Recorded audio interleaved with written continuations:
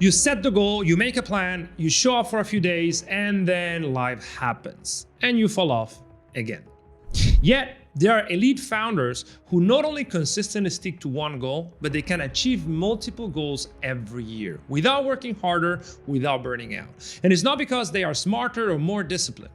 It's because they have learned something most never do: how to think clearly and execute consistently every single week, irrespective of how crazy life gets. The bad news is that it's impossible to succeed without this. The good news is that anyone can learn it. And I'm gonna give you my system that has already helped 300 folks just like you scale themselves and their business. The first idea is that you need to plan for the worst day. See, most people plan like they are some sort of Superman, that every single week is perfect. And they map out their habits, the deep work blocks, and everything, assuming that everything will turn out just well. But that's not how life works. Life is messy, things happen. And when things get messy, everything collapses. When you're tired, distracted, stressed, and you miss on one commitment, then you blame yourself for not being consistent, and you end up zeroing that week. That is not how elite founders do it. Elite founders do it differently. They don't plan for the best days, they plan for the worst day. They set what I call an execution floor, a way to define a weekly minimum input so small that you can hit it even when running on fumes. Instead of having my clients aim for the stars every week, I make them commit to their execution floor so they can keep things moving, even if they're exhausted, traveling, just had a baby, have no motivation, whatever. Because the goal is not perfection. The goal is momentum, especially when things get complicated. It really is a powerful thing. Now, how do you set that execution floor? What is a good metric to aim for? Well, let's first define what high performance work is, and this is my framework.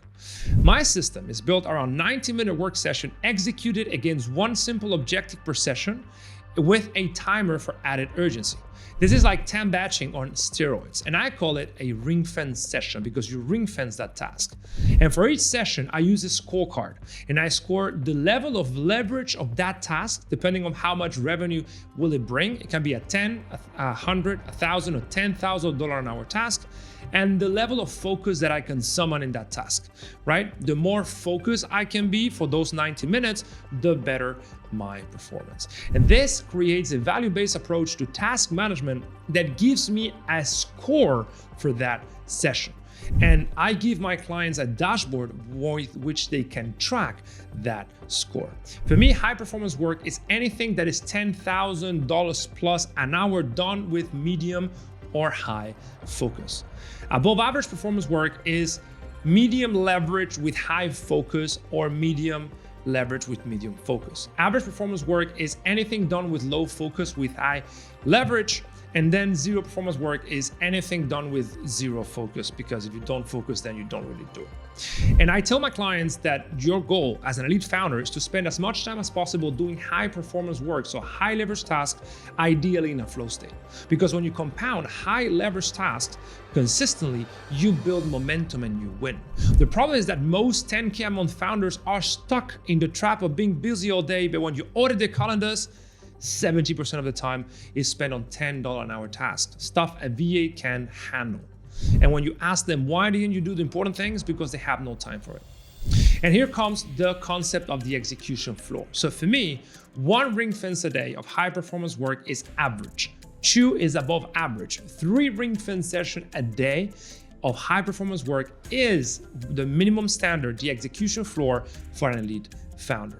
And if you're able to put in more than 4 per day, that is elite performance. This day I'm able to put between 4 and 5, but because I'm here in Miami, I'm not traveling much, so I can do it. But if I'm traveling, I'm visiting, I'm back in Spain, whatever, I consistently hit 3.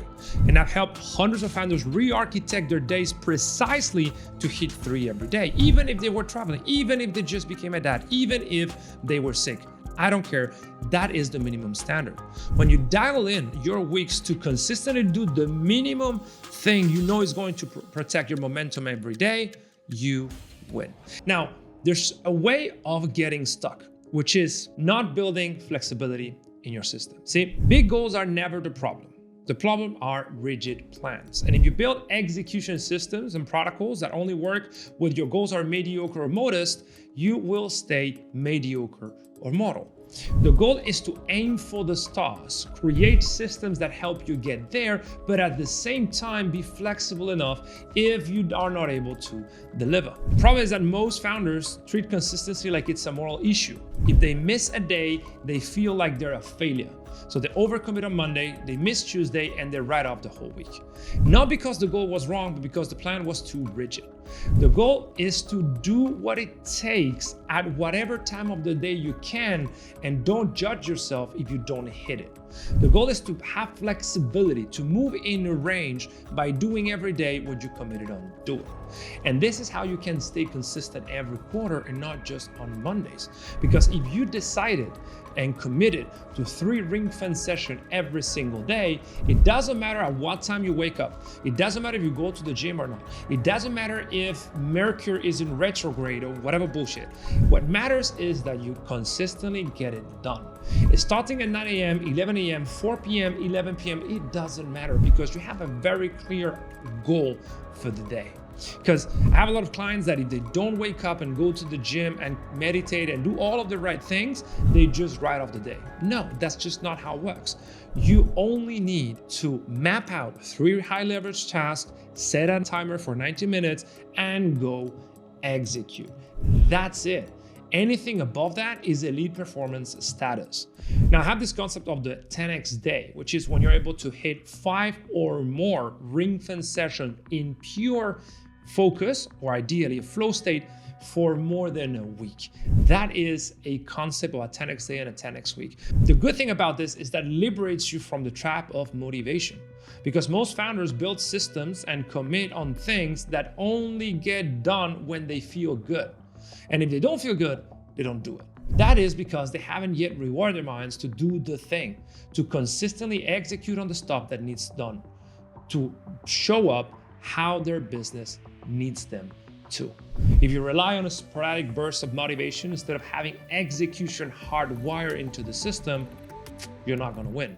Just like athletes have pre-game routines, I teach my clients to have pre-performance routines. If they find themselves absolutely stressed with their mind wandering all around, they do calming breathwork protocols to find themselves and calm themselves.